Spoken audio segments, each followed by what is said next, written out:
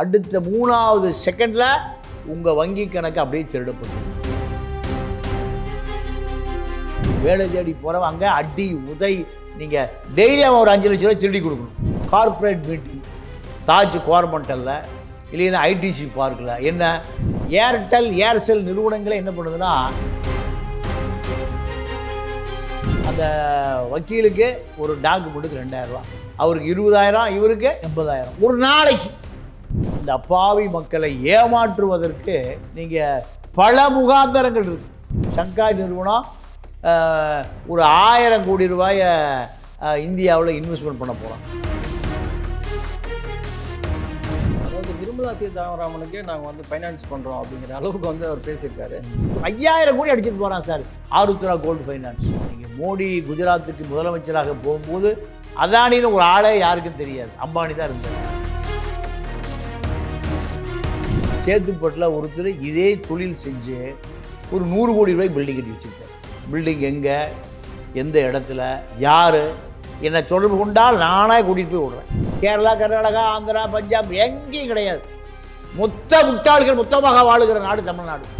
ஒரு 500 பேர் இந்தோனேஷியாவில் தமிழ்நாட்டை சேர்ந்தவர்கள் கொத்தடிமைகளாக அடைத்து வைக்கப்பட்டு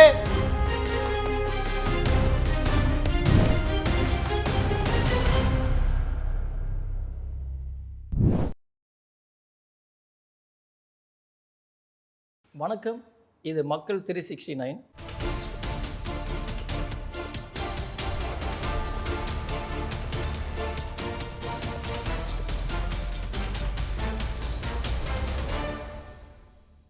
பொலிட்டிக்கல் வியூ நிகழ்ச்சியில் இன்றைக்கு நம்மளுடைய சிறப்பு விருந்தினர் மூத்த பத்திரிகையாளர், அரசியல் விமர்சகர் திரு தமிழா பாண்டியன் ஐயா அவர்கள். வணக்கம் சார். வணக்கம். சின்ன அளவில் ஏமாற்றுகளில் பல லட்சம் கோடிகள் அப்படின்னு சொல்கிறாங்க.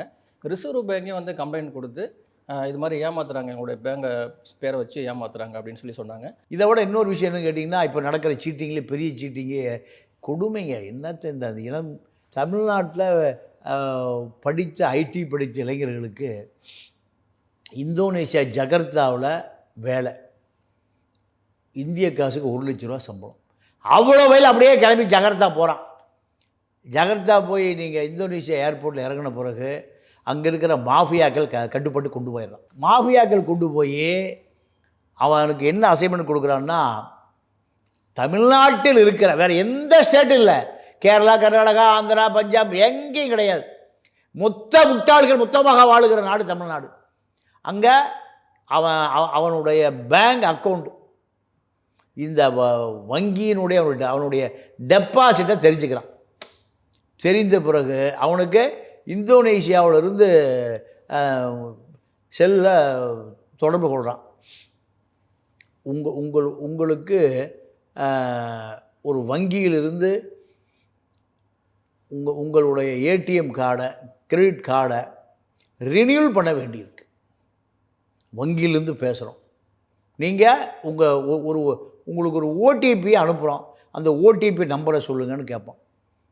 இவன் உண்மையாக இவனுக்கு எந்த யாரை பற்றியும் ஒரு 4000 வருஷமாக இவன் சந்தேகப்படுவதே இல்லை, இவன் சிந்திப்பதே இல்லை.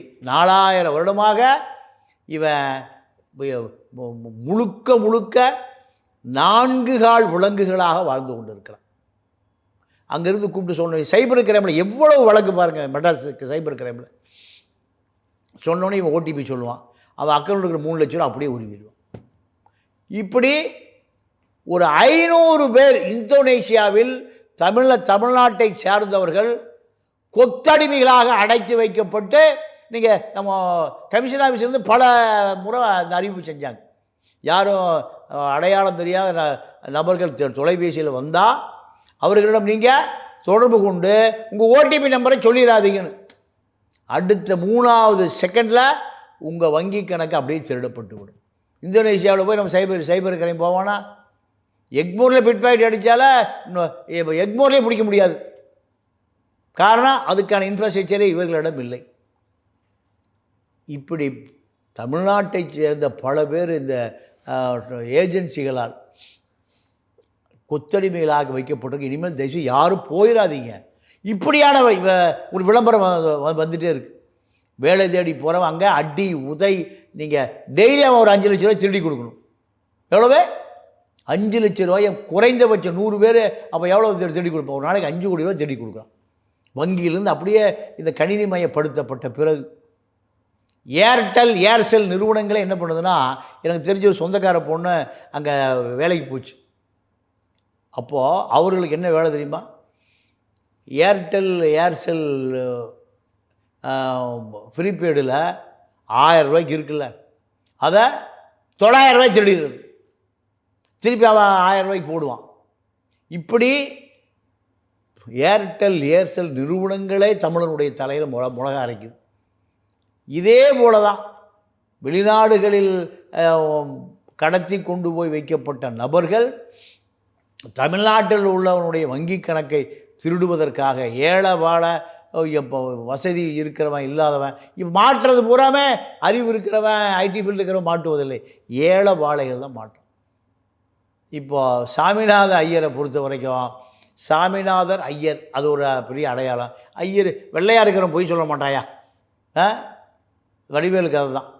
அப்போ அதே போல் இப்போ இந்த குழு நீங்கள் 10 லட்ச ரூபா கொடுத்தா நம்முடைய கமலஹாசனே போய் கலந்துக்குவார். ரஜினி போக மாட்டார், கமலஹாசன் போய் கலந்துக்குவார். அது ஒரு கார்ப்பரேட் மீட்டிங், தாஜ் கோரமண்டலில் இல்லைன்னா ஐடிசி பார்க்கில். என்ன இது நீங்கள் எளிமையானவர்களுக்கு தெரியாத அமெரிக்காவில் இருக்கக்கூடிய ஷங்காய் நிறுவனம், சீனாவிலேருந்து அமெரிக்கா போய் செட்டில் ஷங்காய் நிறுவனம் ஒரு 1000 கோடி ரூபாயை இந்தியாவில் இன்வெஸ்ட்மெண்ட் பண்ண போகிறான். அதுக்கு பப்ளிக் ஷேர் வாங்க போகிறான். நீங்கள் இன்வெஸ்ட்மெண்ட் பண்ணுங்கள். நீங்கள் ஒரு 10 வருஷம் இருக்கும். எனக்கு ஒரு நெருங்கிய நண்பருடைய மகள் ஈரோட்டில் அந்த ஒரு கார்ப்பரேட் கம்பெனியினுடைய சேர்மன் வந்து அங்கே இன்டர்வியூ பண்ணுறாரு. அந்த பொண்ணு போயிருக்கு, எம்எஸ்சி படித்த பொண்ணு. நான் சொன்னேன் வாய்ப்பே இல்லை, அது ஏதோ ஏமாற்றுகிறார்கள்னு சொல்லி நான் சென்னையிலேருந்து அவன் நம்பரை வாங்கி பேசினேன். அங்கே இருக்கிற நிறுவனத்தினுடைய சேர்மன் சொல்லுகிற ஒருவர் சொல்கிறார். ஏன்னா ஒரு பெரிய கார்ப்பரேட் கம்பெனியினுடைய சேர்மன் ஈரோடுக்கெலாம் வரமாட்டான். டெல்லி, பம்பாய், கல்கட்டாவை தவிர சேர்மனே வரமாட்டான். ஈரோட்டில் போய் எப்படி 1000 ரூபா டெபாசிட்? எவ்வளவு? 1000 ரூபா. 100 பேர் அன்றைக்கி இன்டர்வியூக்கு வந்து எவ்வளோ ஆச்சு? 1 லட்ச ரூபா. 5000 ரூபா வாங்குகிற ஆட்கள் இருக்கிறான். அப்போ நான் பணமாக கொடுத்துடாத, நீங்கள் தயவுசெய்து கிளம்பி வாம்பான்னு. அந்த நிறுவனம் அதோடு அங்கே இன்டர்வியூ பண்ணிவிட்டு ஒரு 300 பேருக்கு இன்டர்வியூ பண்ணியிருக்கான். 3 லட்ச ரூபா, ஹோட்டல் பில்லு ஒரு 20,000 முடிஞ்சு போச்சு. இப்படி ஒரு விளம்பரம், பத்திரிகையில் விளம்பரம் ஒரு 25,000 ரூபாய்க்கு. இப்படியான சூழல் தான் தமிழ்நாடு முழுக்க. இதை விட இன்னொரு செய்தி சொல்கிறேன். மக்கள் இந்த நிகழ்ச்சியை பார்க்குறவன் விழிப்புணர்வோடு இருக்கணும். ஹிந்துவில், எக்ஸ்பிரஸில், தினமணியில் விளம்பரம் வரும். 10 லட்சம் முதல் 10 கோடி வரை ப்ரைவேட் ஃபைனான்ஸ் ஏற்பாடு செய்து தரப்படும், உடனடியாக அணுகவும்.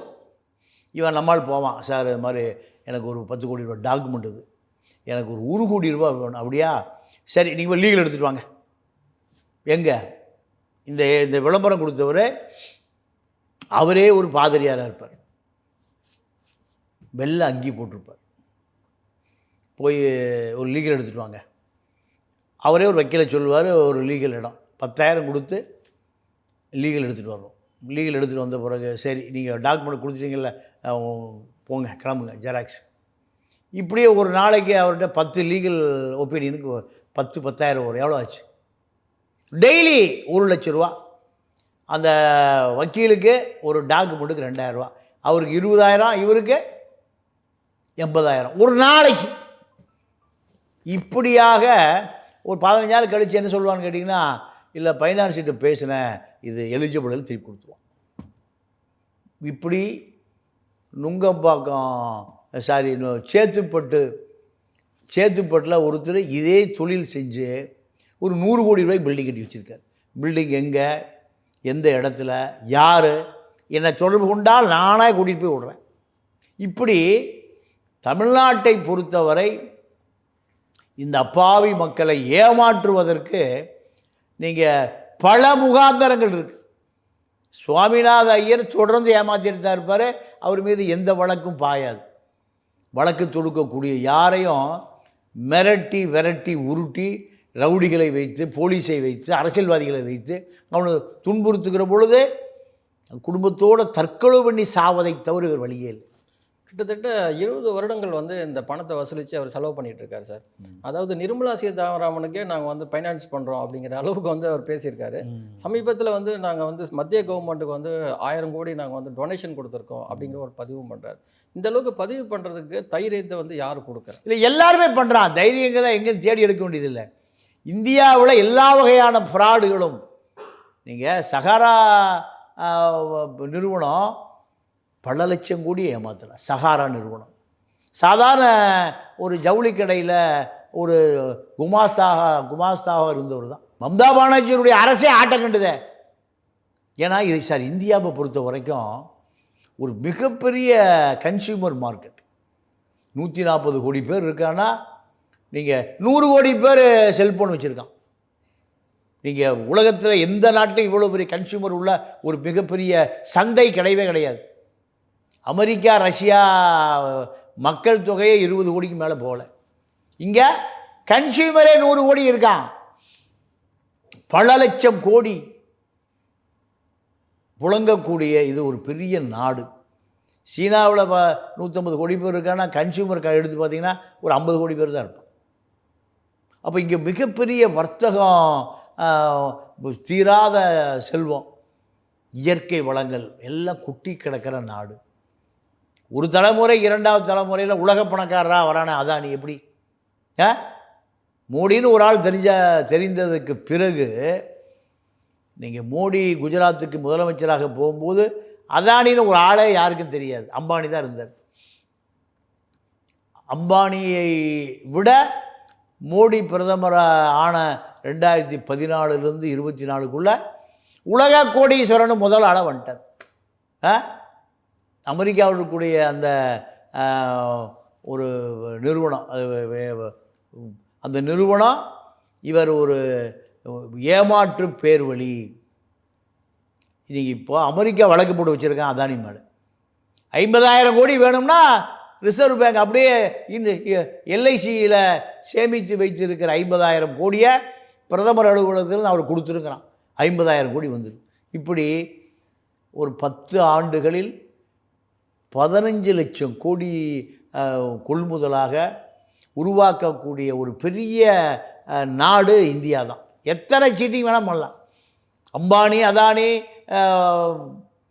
நீரவ் மோடி, லலித் மோடி, விஜய் மல்லையா, பல பேர்கள். இங்கே என்னென்னு கேட்டிங்கன்னா, மக்களிடம் அரசியல் விழிப்புணர்வும் இல்லை, பொருளாதார உணர்வும் இல்லை. அரசு அதிகாரங்கள், அரசு இயந்திரங்கள் பூரா யாருக்கு ஆதரவாக இருக்குது? மோசடிக்காரனுக்கு தான் ஆதரவாக இருக்குது. இப்போ சுவாமிநாத ஐயரை பக்கத்திலே போக முடியலையே. சாமிநாத ஐயர் கேரளாவுக்குள்ளே போக சொல்லுங்க. சாமிநாத அங்கேயே சமாதியாக இருப்பார். ஐயர் தான் வெளியே வருவார். மலையாளிகளுக்கு கல்வியும் கம்யூனிசமும் அவனை இந்த சீட்டிங்கே கேரளா பக்கம் போகவே மாட்டானே. ஆந்திரா பக்கம் போக மாட்டான், கர்நாடகா பக்கம் போக மாட்டான், பஞ்சாப் பக்கம் திரும்பியே பார்க்க மாட்டான். பஞ்சாபில் சுவாமிநாதர் ஐயருக்கு எது பேசும்? கிர்பான் தான் பேசும். குருவாள் அதுக்கு பேர், பெருவாள் அப்புறம் அது வச்சுருப்பான். அப்போ இங்கே மக்களை பொறுத்தவரை அறியாமையில் கிடக்கிறான். இப்போ இந்த பொருளாதார மோசடி குற்றவாளிகளை நிரூபிக்கக்கூடிய சைபர் கிரைமோ சிட்டி கிரைம் பிராஞ்சோ அதிகாரிகளை நான் கமிஷன் ஆஃபீஸில் இருக்கிற கிரைம் பிரான்ச்சுக்கு பார்வையாளராக பலமுறை போயிருக்கேன்.